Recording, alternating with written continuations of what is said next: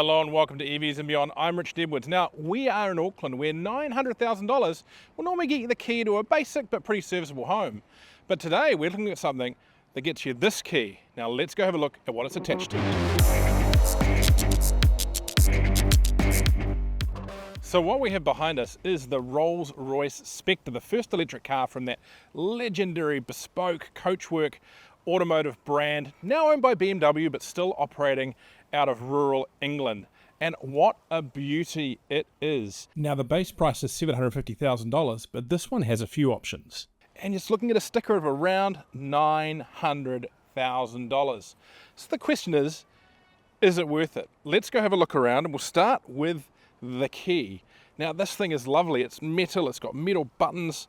It's just really pretty. But let's go ahead and have a look at what it does.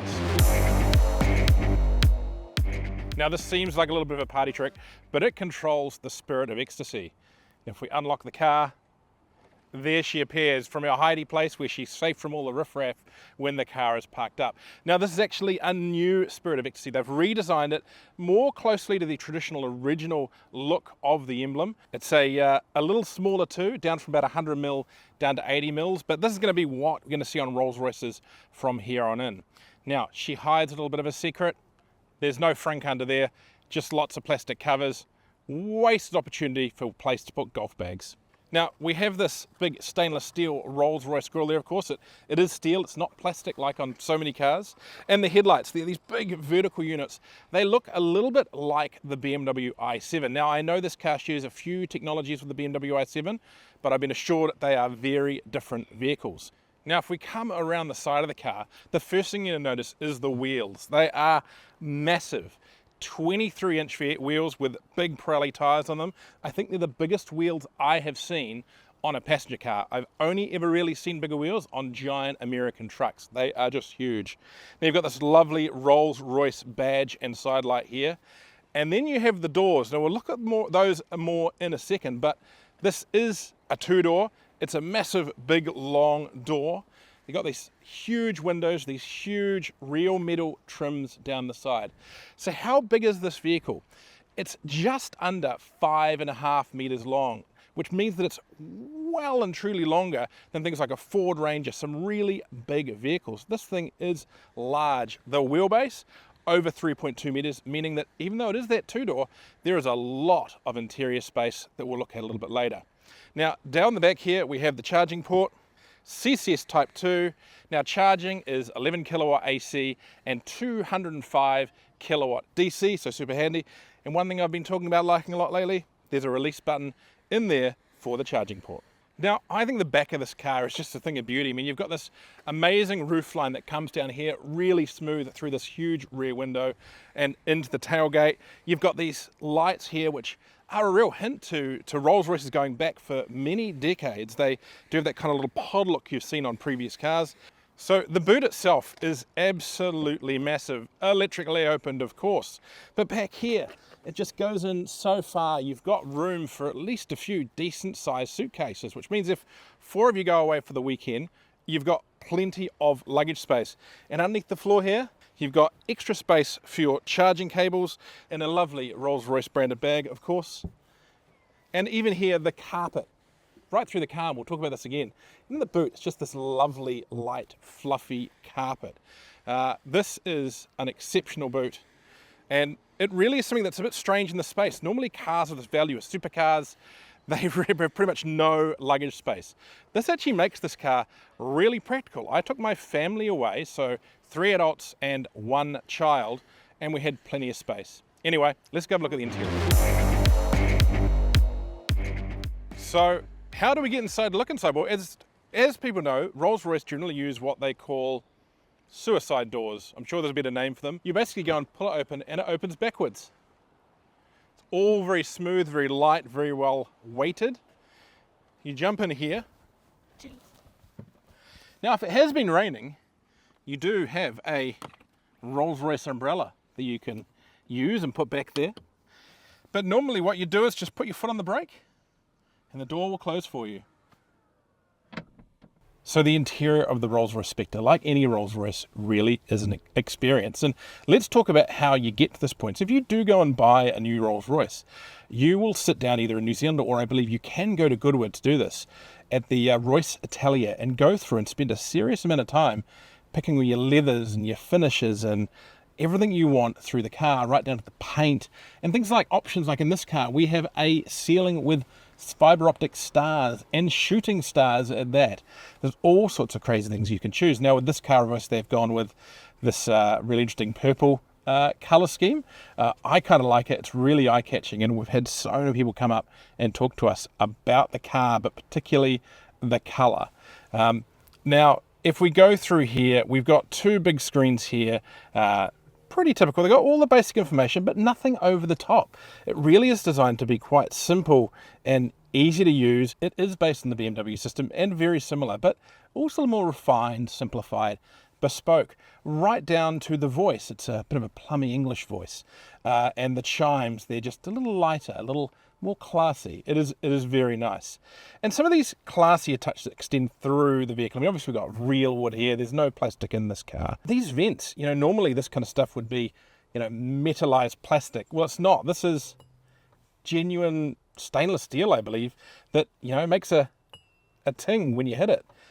These vents are manually controlled with the gorgeous feeling push-pull levers. Similarly, instead of having automatic climate control, you've got these lovely mechanical sliders here that you set your kind of lower body and your upper body temperature, and then you can choose the fan speed individually to each side. Now of course there's flash modern systems behind this as well. There's heated seats, there's ventilated seats, you get massage seats, air conditioning, all the usual stuff is here, but primarily they keep this beautiful tactile stuff to the fore, and it really is amazing. I sound like I'm going on a bit, but it just adds up to quite a different experience. There's things like a beautiful clock up here. Because of the stars and the ceiling, they've optioned this kind of map of the solar system into the dashboard. You have a controller down here for the touchscreen, but if you're using the wireless Apple CarPlay or Android Auto, you're very rarely going to use that.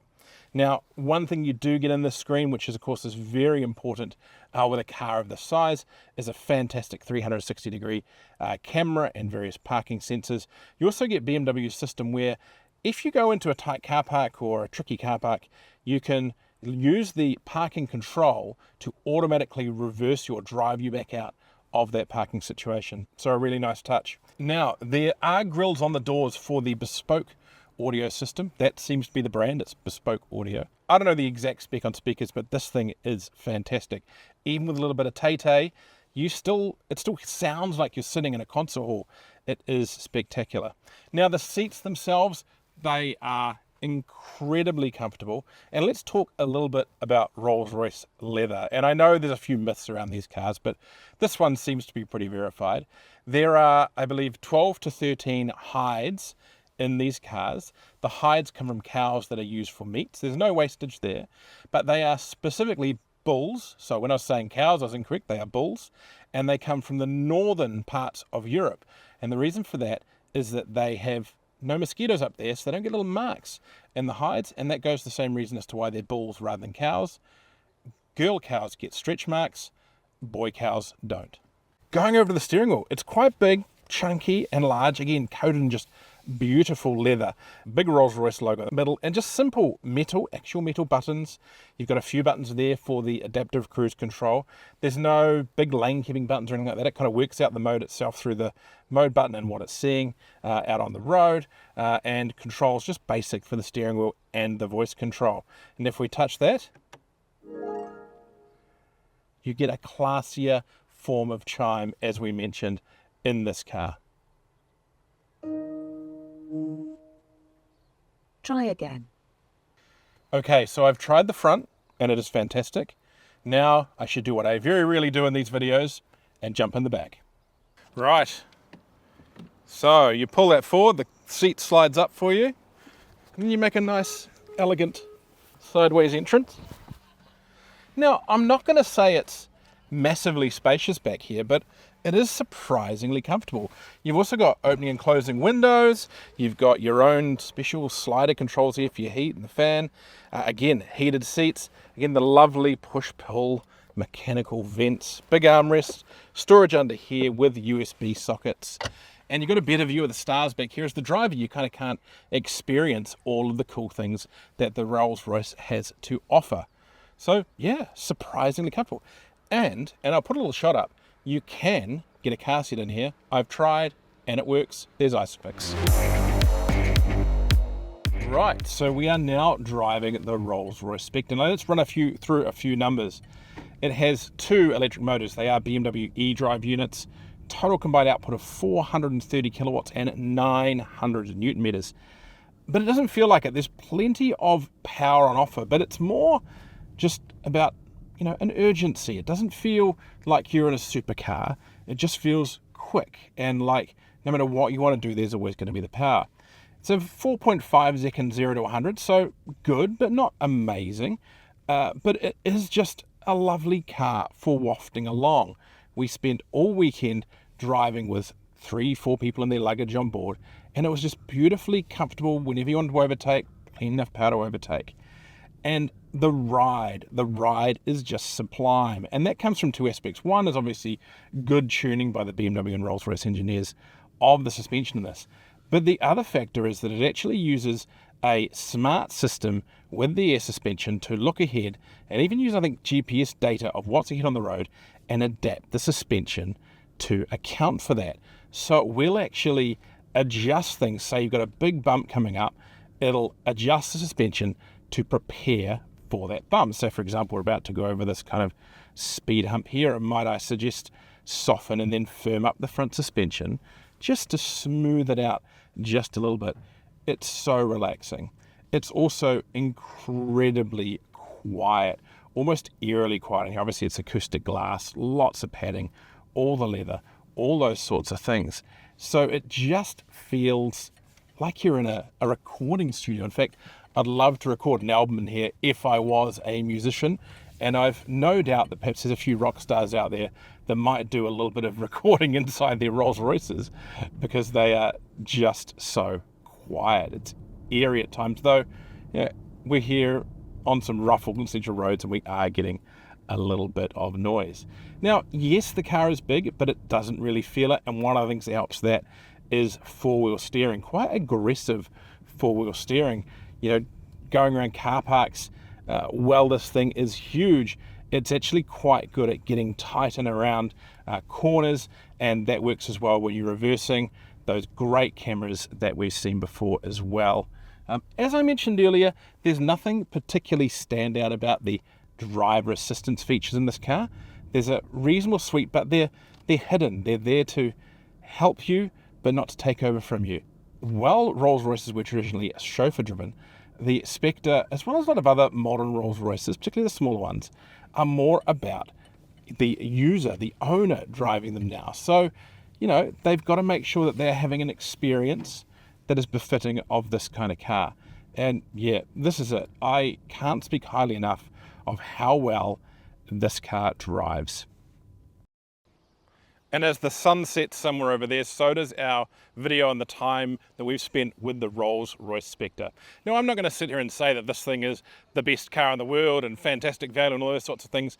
It's not meant to be any of that. It's supposed to be special, and it is. And you know what's really cool about that? There haven't been many cars out there yet that are fully electric, that people have gone, wow, this thing's amazing, it should be in a museum.